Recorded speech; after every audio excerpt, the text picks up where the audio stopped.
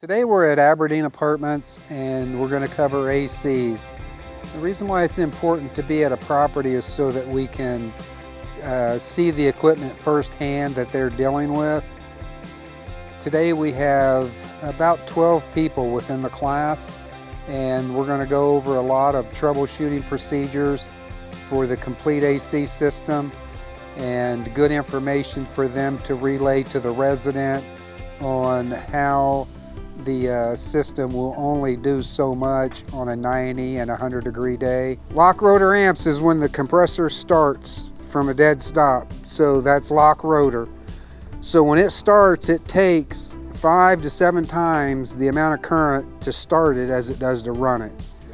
We're putting on these classes so that we can elevate our people in the understanding of all the different aspects of maintenance, so that they can be more productive, have cost savings within our operation, and be budget conscious.